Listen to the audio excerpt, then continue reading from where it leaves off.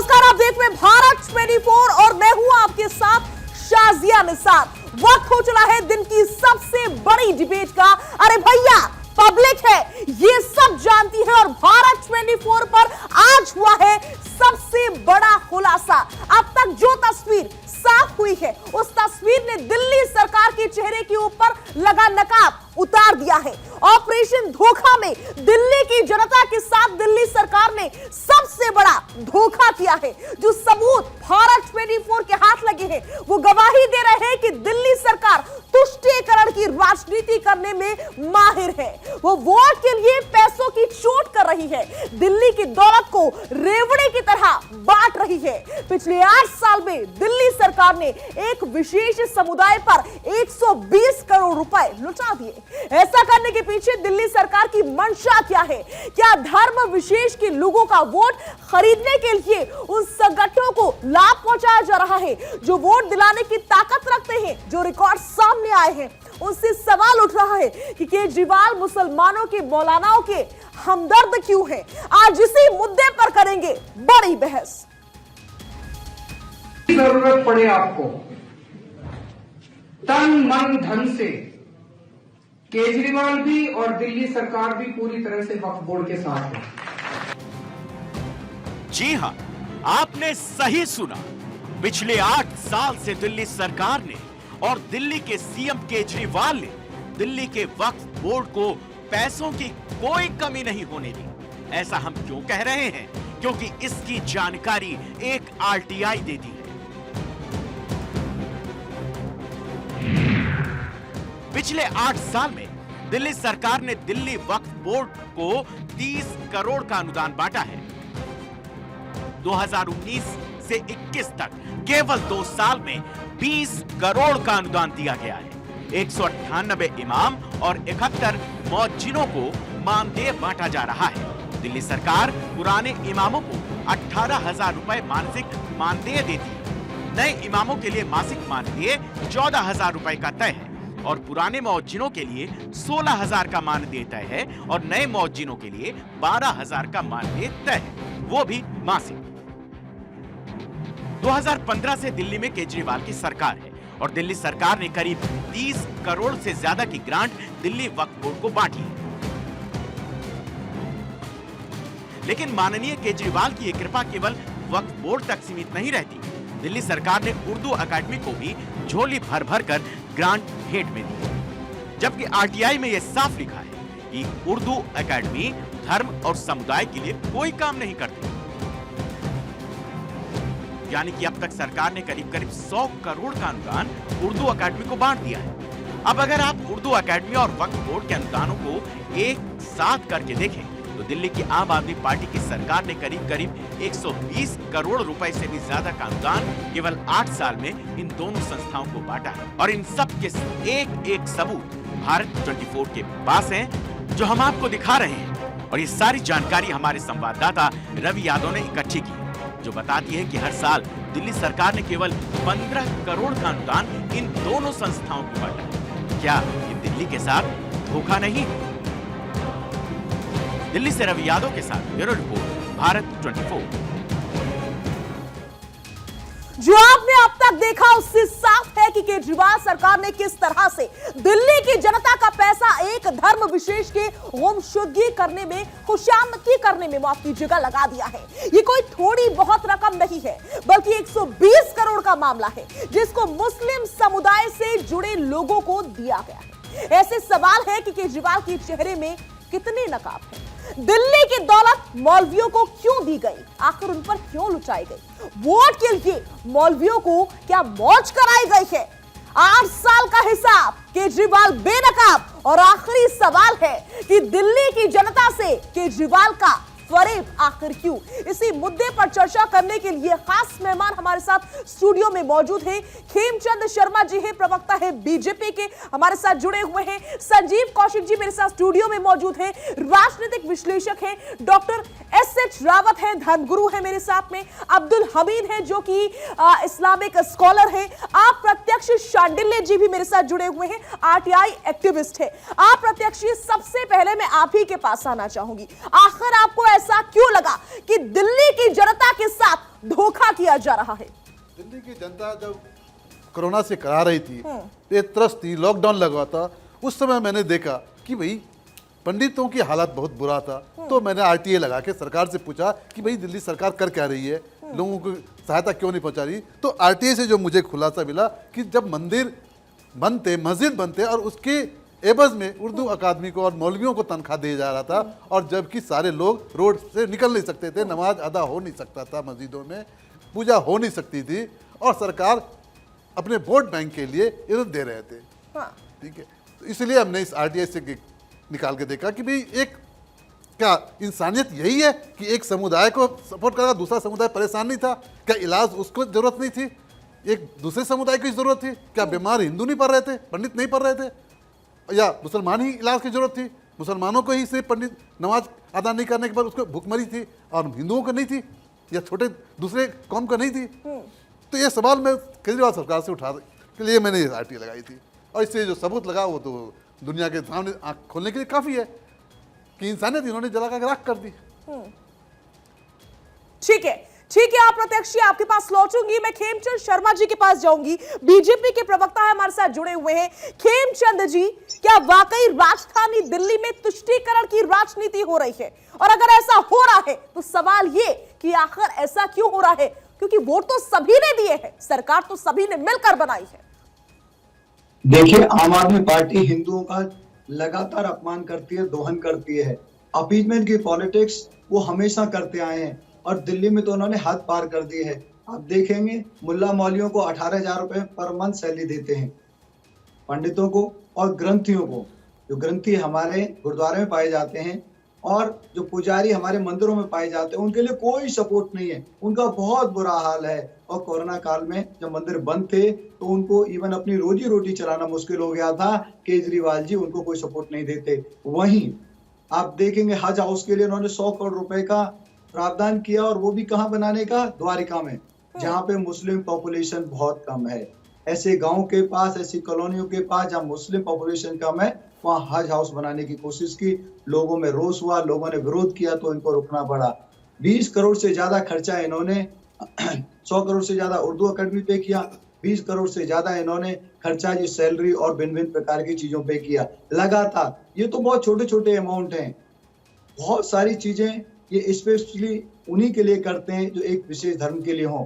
हिंदुओं को लगातार अपमानित करने का काम केजरीवाल जी और इनके मिनिस्टर, एमएलए और नेता करते रहते हैं। हमने देखा किस तरीके से पिछले कुछ दिनों में एक मंत्री कहते हैं भगवान को मत मानो, गणेश जी को मत मानो, लक्ष्मी जी को मत मानो, और उनको एमसीडी चुनाव में ये स्टार प्रचारक बनाती। क्यों?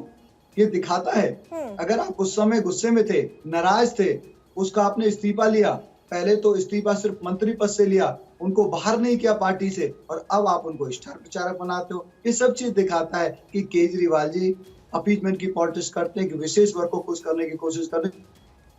ठीक है, एक विशेष वर्ग को खुश करने की कोशिश कर रहे हैं, अपीजमेंट की पॉलिटिक्स की जा रही है। अब्दुल हमीद नुमानी साहब हमारे साथ स्टूडियो से मौजूद है। अब्दुल साहब, ऐसा क्यों हो रहा है कि सिर्फ एक वर्ग को ही खुश करने की कोशिश की जा रही है? आरोप गंभीर लगे हैं, और जो खुलासा हुआ है वो भी अपने आप में बहुत ही ज्यादा गंभीर हो जाता है। देखिए, इसमें जो है केजरीवाल ने मुस्लिमों के साथ जो है कोई जो है तुष्टीकरण नहीं की है। आपने देखा होगा कि कोरोना काल में इन्होंने जो है ब्रीफिंग के समय में जो है वो तबलीगी जमात को अलग से जो इन्होंने टारगेट किया, और जो यहाँ की वक्फ संपत्ति है और जो कब्रिस्तान वगैरह है उसकी देख रेख जो है वो कोई नहीं करता है। और इन लोगों का अरे सुन लीजिए ना, डॉक्टर एच.एस. रावत आऊंगी आपके पास, सुन लीजिए ना, इसकी भी बारी आएगी, इसकी भी बारी आएगी, और मुद्दे बहुत सारे। एच.एस. रावत जी आऊंगी आपके पास। एच.एस. रावत जी मुद्दे पे आ रहे हैं। एक सेकंड, बात पूरी हो जाए, बात पूरी हो जाए, ठीक है, आप अपनी बात पूरी कीजिए, मैं आऊंगी आपके पास, सर आऊंगी, ठीक है, थोड़ा सा समय दीजिए, आपको भी अलग से समय मिलेगा, ठीक है, बता रहा हूँ। हमें बोलने दीजिए, आप अपनी बारी में बोलिए। अरे आप लोगों को मालूम नहीं है, ठीक है, चर्चा के लिए बैठे हैं, वक्त मत जाया गलत है कीजिए। क्या? ये गलत है। आप प्रत्यक्ष सरकार वक्त ने को संपत्ति गलत है। कोई पैसा ही आप नहीं ये दिया। गलत है, आपको मालूम ही नहीं है। आप केजरीवाल क्या मालूम नहीं है? गलत है आरटीआई। आप केजरीवाल का सबक ये नहीं आरटीआई गलत है क्या? गलत है क्या? वक्त पर संपत्ति मैं जो कह है, रहा हूं जो वहां आमदनी पर है, आपकी सरकार ने कहा ये कुछ किसको नहीं गया? करते, ये अल्पसंख्यक आयोग उसने धर्म और समुदाय के लिए कोई काम नहीं करता, यही ना लिखा है, आपके देखिए, सरकार ने लिखा है। जो आमदनी वक्त जब उर्दू संपत्ति से आदमी होती कुछ है, काम ही नहीं करते समाज के लिए, हाँ। तो फिर इसको पैसे ठीक है, ठीक है, ठीक है। आप देखिए, प्रत्यक्ष आपके मुस्लिम पास समुदाय डेटा है, के आरटीआई कैसे है, वो आप लौटूंगी बताइएगा। मैं आपके पास, आप अपनी जल्दी से बात पूरी कर लीजिए। जी, वक्फ संपत्ति जो है, जो यहाँ जो है लाखों करोड़ों की उसकी आमदनी है, हाँ। जो अमानतुल्लाह साहब जो चेयरमैन है, हाँ, वो जो भी उसकी आमदनी होती है उसी से मुअज्जिन को और इमामों को जो है वो तनख्वाह जो है जो दिया जाता है। फिर वही बात की आप सरकार दे रही है। बात पूरी होने दीजिए। दे रही है। मैं कह रही हूँ सर, बात पूरी होने दीजिए, बात पूरी होने दीजिए, एक एक करके आऊंगी। आरटीआई दे रही है, सरकार दे रही है, ग्रांट। फिर आप अपनी बात रख लीजिएगा, बस बात पूरी होने दीजिए। और वो जो है कोई अलग से जो है सरकार जो है इमाम को मुअज्जिन को कोई पैसा नहीं देती है। जो पैसा जो है जो आमदनी होती है वक्फ संपत्ति की जो दिल्ली में है उसी से जो है मुअज्जिन को और इमाम को जो है वो ठीक है, आप कह रहे हैं अब्दुल साहब, आप कह रहे हैं कि अलग से कोई पैसा नहीं दिया जाता है। 38 करोड़ और में आपका क्या इतिहास रहा है है? झूठ किसका- बोलने का। किसका है ये?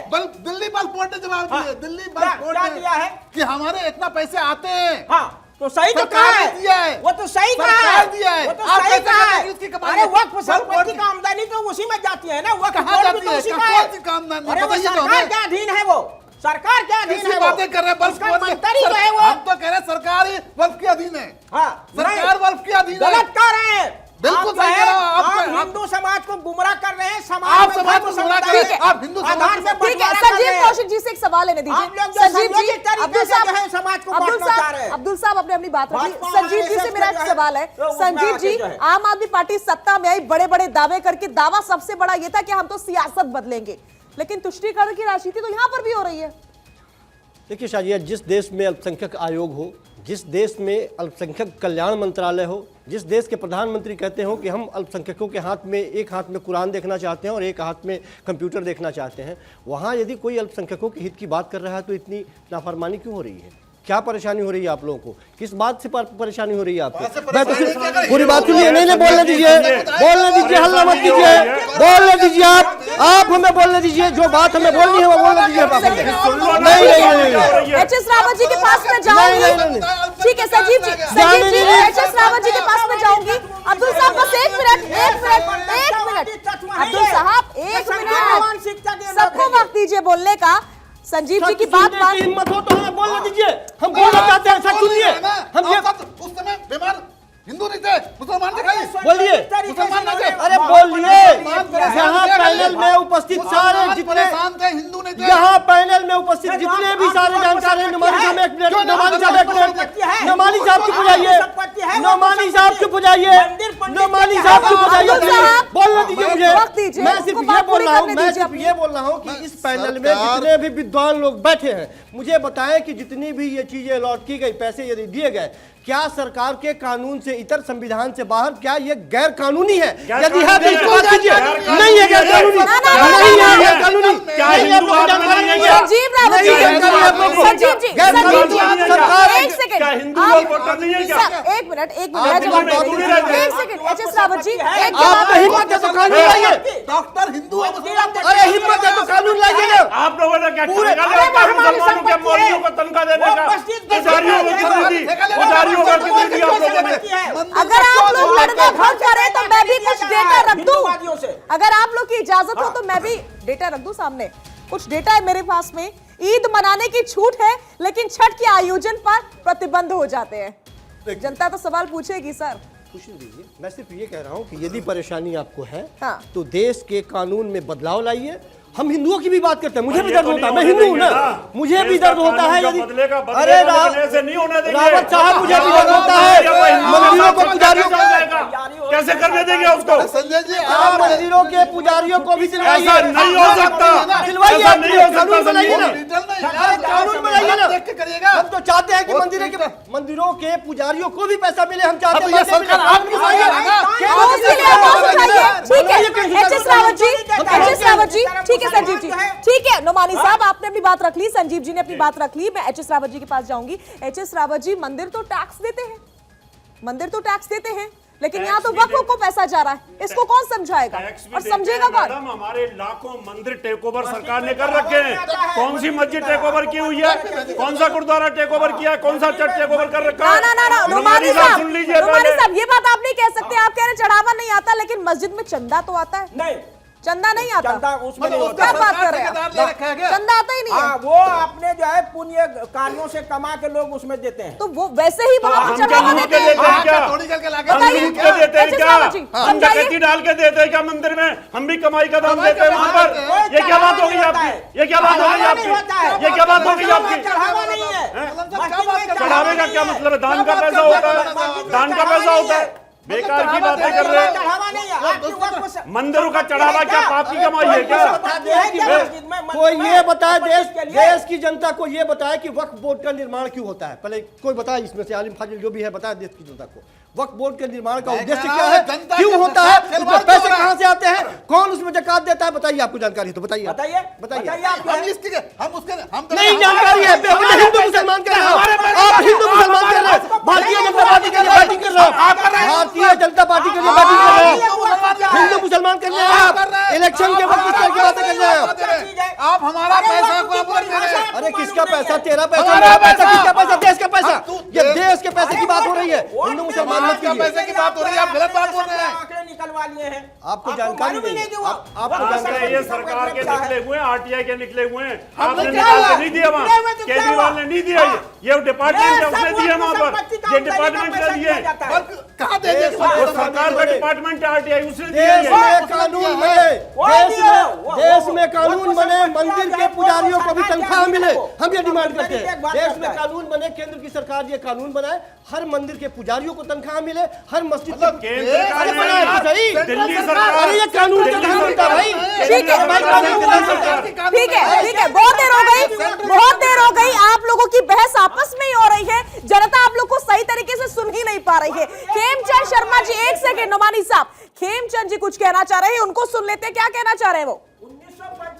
देखिए, एक सेकंड नोमानी साहब टाइम दीजिए दूसरे को बोलने का भी। नोमानी साहब वक्त दीजिए। केजरीवाल जी जनता को धोखा देते हैं। एक तरफ कहते हैं गणेश और लक्ष्मी जी की जो फोटो है वो नोट पे होनी चाहिए, दूसरी तरफ प्रैक्टिकल में वो हिंदू, जैन, बौद्ध, सिख सर एक मिनट बात पूरी होने दीजिए, आपकी बातें वो बीच में नहीं बोलेंगे। व्यवहार करते हैं। वो सिखों के गुरुद्वारे में काम करने वाले ग्रंथी जो वहाँ पे अब देख रेख करते हैं गुरु ग्रंथ साहब की, उनको कोई सैलरी नहीं देते। मंदिर में जो पुजारी है उसको कोई सैलरी नहीं देते। जैनी मंदिर में जो साधु संत होते हैं उनको कोई सैलरी नहीं देते, उनको कोई भत्ता नहीं देते। वैसे ही बौद्ध मंदिरों में जो साधु संत होते हैं उनको कोई भत्ता नहीं देते। हाँ, मुल्ला मौलवियों को भत्ता देते हैं। और ये झूठ बोलते हैं ग्रांट और वक्फ बोर्ड की प्रॉपर्टी से जो इनकम है। एक सेकंड, अब्दुल नोमानी साहब मैं आऊंगी आपके पास। नोमानी साहब बात पूरी होने दीजिए, नोमानी साहब बात पूरी होने दीजिए। नोमानी साहब ऐसे हम चर्चा कर ही नहीं पाएंगे, ऐसे हम चर्चा नहीं कर पाएंगे। नोमानी साहब ऐसे हम चर्चा नहीं कर पाएंगे। सर एक सेकंड मैं कह रही हूँ, एक बंदा हमें मतलब इस बात है कि अगर मौलवियों को दे रही है कि सरकार, अगर केजरीवाल सरकार मौलवियों को दे रही है तो पुजारियों को भी दे, बराबर का अधिकार बनता है। हमें इस्लाम से कोई लेना देना नहीं, बराबर का पैसा बनता है। नोमानी साहब एक सेकंड, नोमानी साहब जो संजीव जी ने बात कही, आप उनके पास इत्तेफाक क्यों नहीं रख रहे? मुसलमान वोटों को नोमानी साहब एक second, sir HS Rawat ji एक सेकंड। संजीव जी ने एक बात कही कि बराबर का मिलना चाहिए, बराबर का हिस्सा होना चाहिए, लेकिन आप तो एक ही पक्ष बोले जा रहे हैं। सरकार थोड़ी देती, वो तो वक्फ संपत्ति जो मुसलमानों की है मस्जिद। नहीं सर, ये ठेका सरकार का है ना, ये देखिए ना 2014, 15, 16, 17, 18, 19, 20, 21, 22 सब जो है वो सरकार नहीं आती है, वक्फ बोर्ड सरकार के अधीन है, वो उसका मंत्री देखता है। मौलानाओं को मिलते हैं पैसे या नहीं मिल रहे? बिल्कुल मिलते, लेकिन उसी की है वो मौलाना का तो पैसा है कोई वो। मंदिर नहीं हाँ, आता सरकारी नहीं तो- संपत्ति में? नहीं तो वो मंदिर वालों को किसने रोका है? कोई मंदिर नहीं आता है, अरे लेकिन टैक्स देना होता है। जायदाद वक्फ करो ना। कितनी मस्जिदें टैक्स देती है बताइए? हिंदू क्यों नहीं वक्फ करते हैं मंदिरों के लिए, पंडितों के लिए वक्फ जो है जायदाद जो है? कितनी मस्जिदें टैक्स देती है ये बताइए? मस्जिद क्यों टैक्स है? वहां तो आमदनी नहीं है मस्जिद के। मंदिर के आदमी मंदिर की क्या टैक्स आप आमदनी ले है? लें, सरकार ले ले। हमें हाँ, आपकी सरकार जरूरत ही लेके नहीं है, आपको वो दे सब दे। आपको मिलती है। नुमानी साहब, हमें नुमानी चलेगा साहब, मतलब आप ये उससे। कह रहे हैं कि मस्जिद की कोई आमदनी कोई नहीं है, आमदनी मंदिर नहीं की है। आमदनी है? कोई ठीक है, आमदनी नहीं ठीक है, नुमानी साहब ये बताओ, कैसी बातें कर नुमानी साहब, ठीक है, यही मंदिरों को सवाल तनख्वाह लेकर के मिल रही है एच एस रावत कि नहीं जी, मिल रही है? यही मंदिरों को सवाल लेकर तनख्वाह के मिल मैं रही है आपके कि पास नहीं मिल रही आऊंगी। संपत्ति की है, उसी की है, वो मौलवियों की है। आपके पास क्या प्रूफ है इस बात का? ये आरटीआई झूठी है क्या? ये झूठी है। ये आरटीआई आप झूठी है। कुछ नहीं कर वही रहे है हैं। वो। ये जो कुछ नहीं पैसा कर जो रहे है हैं। वो सरकार ये- द्वारा ही जो जाती है, वो आमदनी ठीक है, तनख्वाह ठीक जो है, ठीक है। ये समाज वहाँ का प्रत्याशी फिर सरकार नुमानी देती है। साहब गुस्से के अलावा भी हाँ। सुन लीजिए और सोचिए कि बात क्या हो रही है। खैर, यहाँ हम आप छोटे भी से तो ब्रेक के लिए रुक रहे हैं।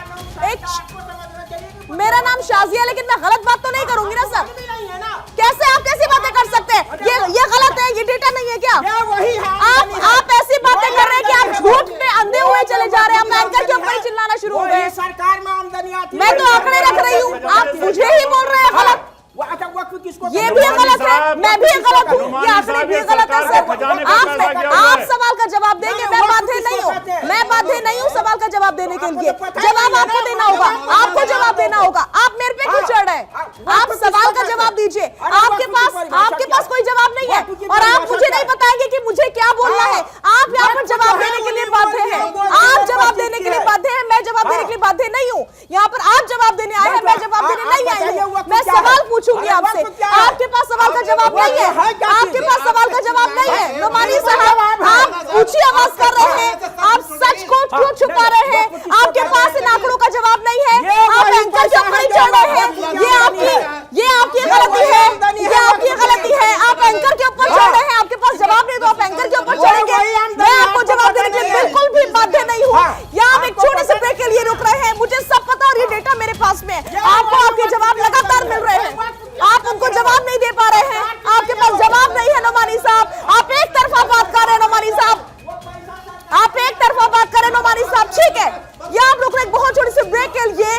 भारत 24 के स्टूडियो में क्या दिल्ली की जनता को वाकई धोखा दिया जा रहा है? इस मुद्दे पर चर्चा जारी है, बहस चल रही है लगातार भारत 24 के स्टूडियो में। क्या वाकई दिल्ली की जनता को धोखा दिया गया है? खेमचंद शर्मा जी हमारे साथ जुड़े हुए हैं, बीजेपी के प्रवक्ता है संजीव कौशिक जी स्टूडियो में मेरे साथ मौजूद हैं, डॉक्टर एस रावत है, अब्दुल हमीद नोमानी मेरे साथ जुड़े हुए हैं, आप प्रत्यक्ष शांडिल्य जी भी मेरे साथ जुड़े हुए हैं जो कि खुद आरटीआई एक्टिविस्ट है। मैं सबसे पहले अब जाना चाहूंगी संजीव कौशिक जी के पास। संजीव कौशिक जी, 2019 की बात कर लेती हूं। 2019 से पहले दिल्ली में एक ऐलान होता है, मुख्यमंत्री अरविंद केजरीवाल ने दिल्ली की मस्जिदों के इमाम और मौजिन का वेतन करीब दोगुना करने का ऐलान किया था। 185 मस्जिदों के इमामों को 18,000 रुपए वेतन, पहले ये वेतन 10,000 रुपए हुआ करता था और बाद में 16,000 रुपए प्रतिमाह कर दिया गया मौजिन के लिए और अब काफी चेंजेस आए हैं, इसमें डबल कर दिया गया। कुल मिलाकर ये है और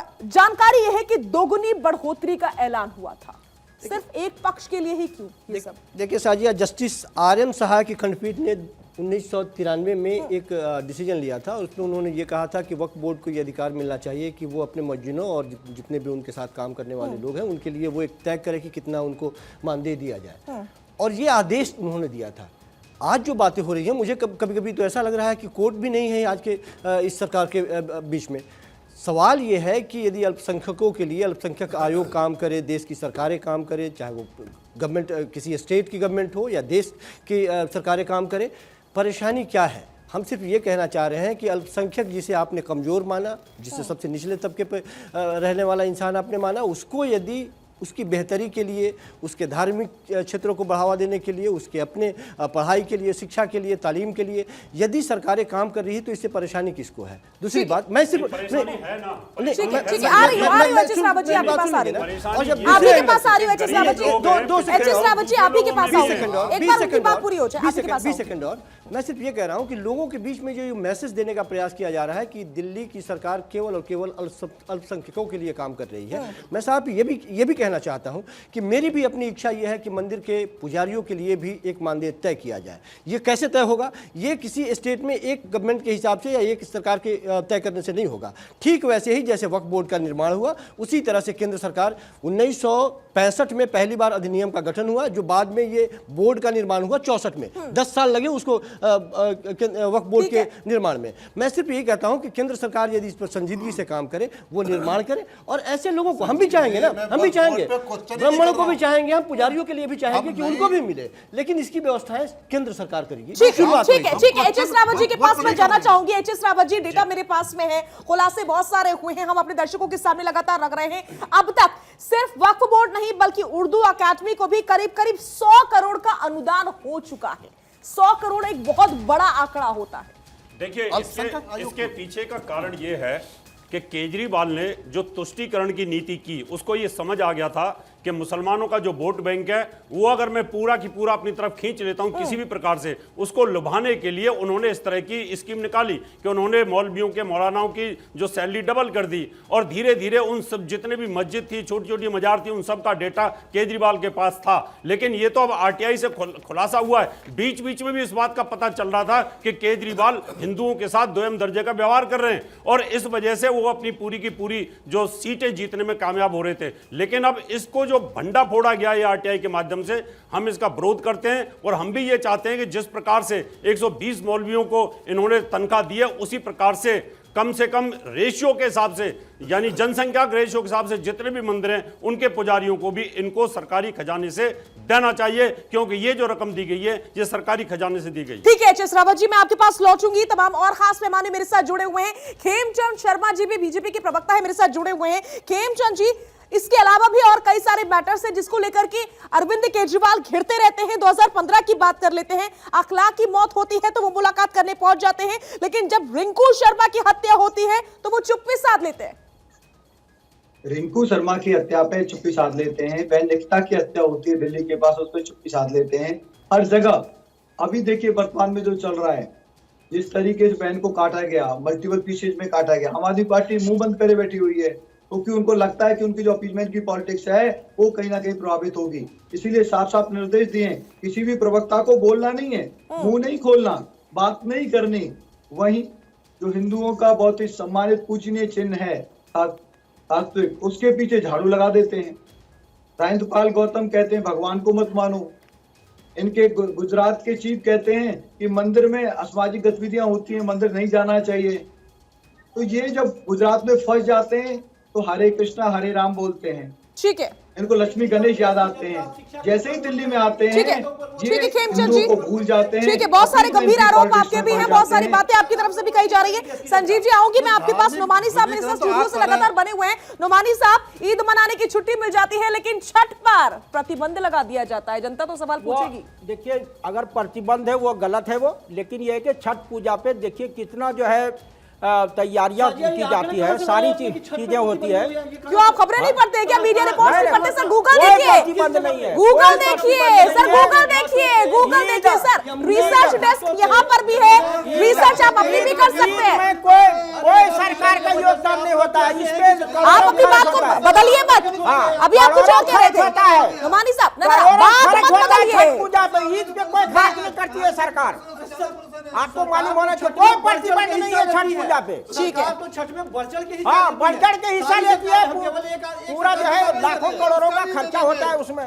ठीक है, उसका भी दे देंगे हिसाब। मैं चाहती हूँ जो रिसर्च मैंने की है, संजीव जी आप बहुत पढ़े लिखे हैं, वरिष्ठ हैं, आप भी एक बार रिसर्च कर लीजिए। ठीक है, आप प्रत्यक्ष जी के पास में आना चाहूंगी। नहीं, ठीक है, मैं समझ गई, आपने मेरे पर सवाल किया, मैं चाहूंगी आप खुद एक बार रिसर्च करें, पता चल जाएगा। मीडिया रिपोर्ट से नहीं, बहुत सारी मीडिया रिपोर्ट से कहीं ना कहीं आपको सामने मिल ही जाएगा। आप प्रत्यक्ष जी के पास जाऊंगी, जो आरटीआई आपकी ओर से दाखिल की गई उसमें जवाब क्या मिला? मीडिया बदनाम हो गया क्योंकि सवाल पूछता है, और सवाल पूछते तो दिक्कत हो जाती है। नोमानी साहब को कौन झूठ फैला रहा है? कौन झूठ फैला रहा है? ये आरटीआई झूठी है क्या? नोमानी साहब, आरटीआई झूठी है? झूठ क्या है? वो बार पूछ रहे हैं आप प्रत्यक्ष जी। सही है, लेकिन वो वक्फ संपत्ति का आमदनी है सरकार। तो फिर झूठ मीडिया क्यों फैला रहा है? आप कैसे मीडिया पर आरोप लगा सकते हैं? 1 रुपया नहीं देती है मोदी। अब आप सरकार पर आ रहे, अभी आप मीडिया को कह रहे थे, वो सब जो है मुसलमानों ने जो वक्फ, अभी आप मीडिया को कह रहे थे, तो फिर आप अपने आरोप वापस ले लीजिए।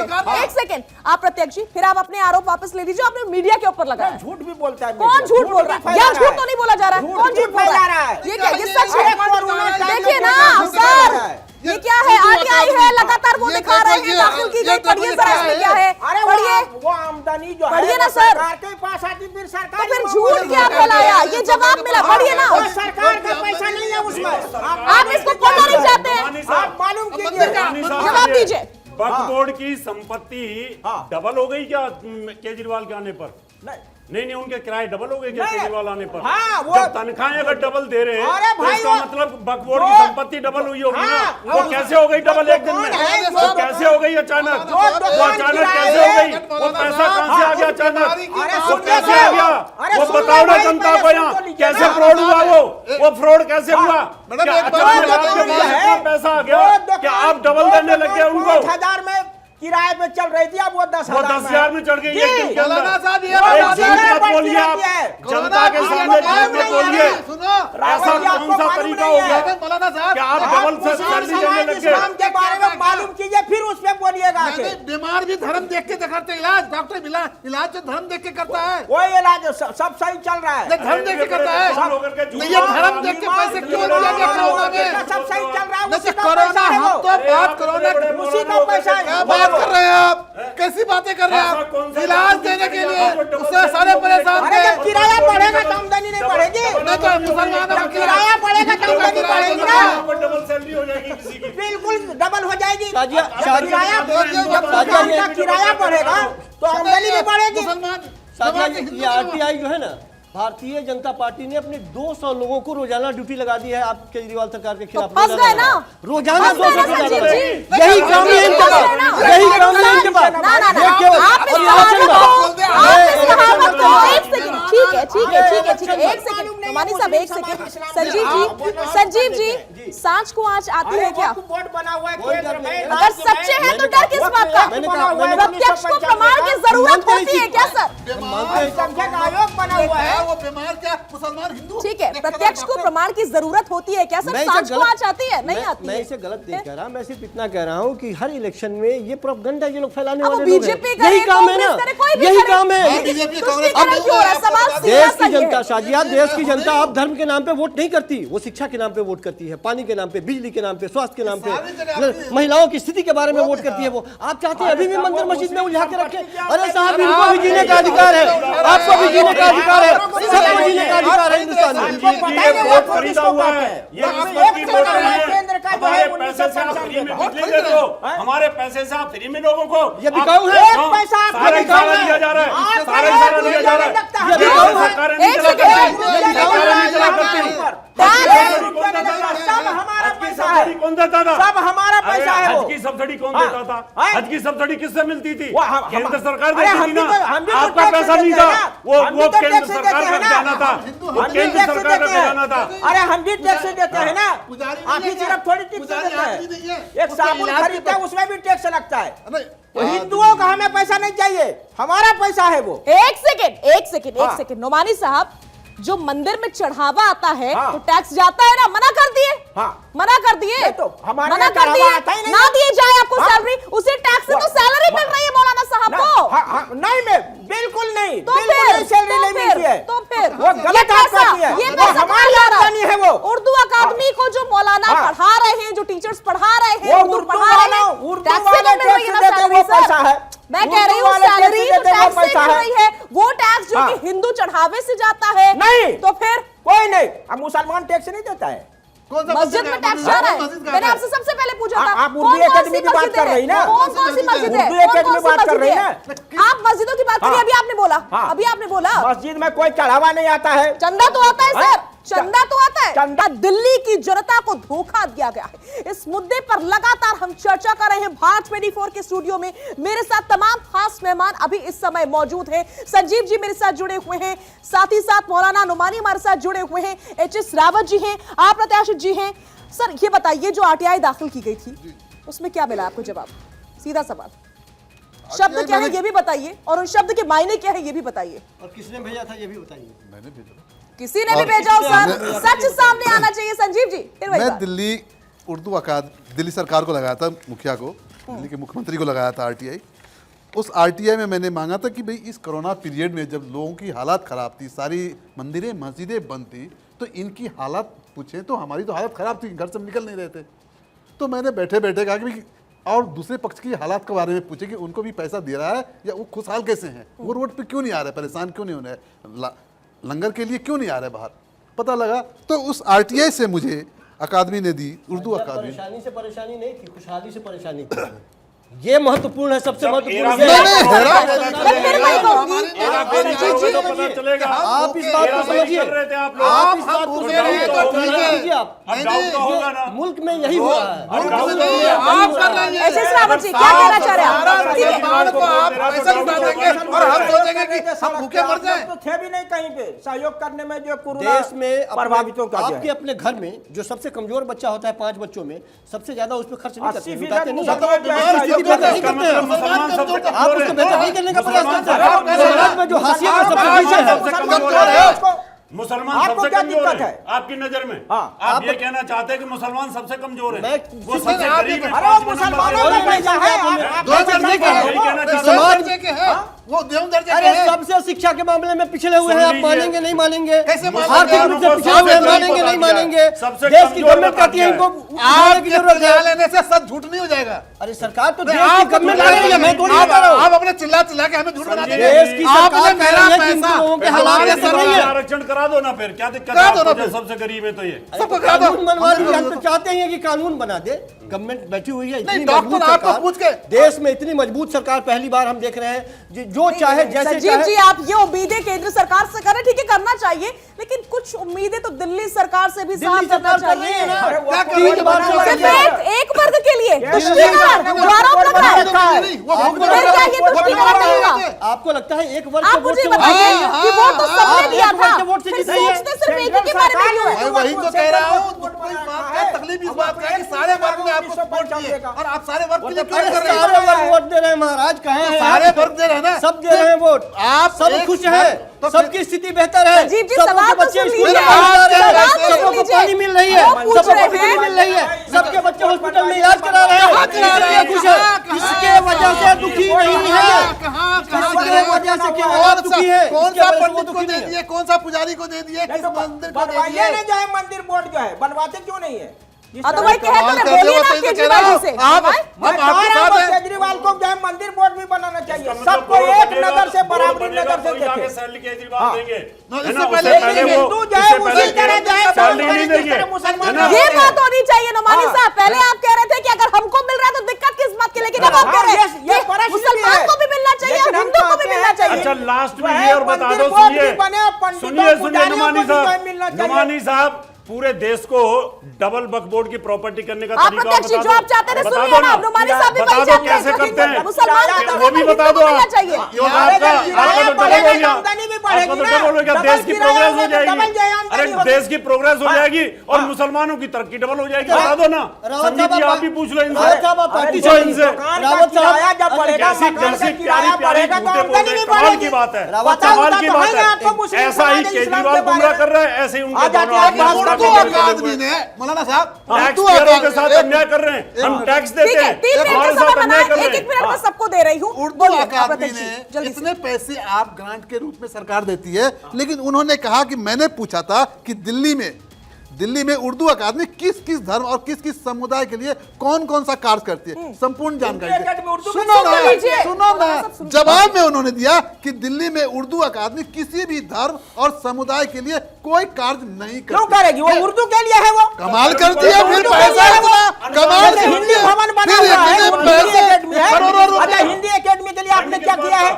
फंड किस वो बात भी का बताएंगे। पैसा नहीं हिंदी कर रहे हो? एकेडमी के लिए किसी निकाला? फंड फंड किस बात का? वो हिंदी कहेंगे, एकेडमी को कितना वो भी पैसा मिल बताएंगे रहा है? मौलाना साहब, आप हिंदी परेशान एकेडमी हैं। को कितना मिल रहा है? कुछ नहीं दे रहे हैं, हैं? कुछ नहीं बताएंगे, तो वो आप भी है। ले क्यों नहीं पा रहे? हाँ, हमें वो दम नहीं है लेने का। नहीं है ना, हमारे में दम नहीं है ना, सरकार आपकी है, सरकार हमारी नहीं है। आपकी सरकार है ना। आप दुख लोग तो इस बात की संकीर्ण है ना। मानसिकता से काम नहीं, करते ये हैं। आप आपको दम करता- नहीं है। फिर उर्दू अकादमी करता हाँ। क्या है, ये मुझे बताइए, इतने पैसे में उर्दू करता के क्या लिए है? काम करता है, किताब छपवाता है, तो उर्दू यहाँ तो को दिखा सरकार में हमें लगाता किसी भी है। धर्म के समुदाय के लिए नहीं करता, नहीं तो हम तो क्यों नहीं धर्म लिखे। समुदाय के लिए क्यों करेगा? वो उर्दू के लिए है वो। अरे तो उर्दू के लिए लिखता है, मैं उर्दू समुदाय के लिए करता हूं, मुस्लिम समुदाय के लिए करता हूं, कुछ तो लिखेगा वो। देखिए रमानी साहब, मैं आपको बता दूं कि मुसलमानों के लिए क्या काम हो रहा है, एक धर्म विशेष के लिए क्या काम हो रहा है, सुन लीजिए। ये तो हमने इस खुलासे के जरिए बता दिया, लेकिन आज रात को ही भारत 24 पर एक और खुलासा होने जा रहा है, जिसमें हम ये बताएंगे कि दूसरे धर्म के लिए क्या काम हुआ और क्या नहीं हुआ है। अरे फिर आपके सारे सवाल खत्म हो जाएंगे, जागरूक होकर जो आगे बढ़ना चाहिए, सबके लिए जो है समान जो है व्यवहार फिर होना आपके चाहिए। सारे सवाल खत्म हो जाएंगे। एचएस रावत जी, जल्दी से आपका क्विक रिएक्शन। देखिए, मैं तो इतना कहना चाहता हूं, जो भारत 24 देख रहे हैं, ये टैक्स पेयर के साथ चीटिंग है और केजरीवाल चीटिंग कर रहे हैं।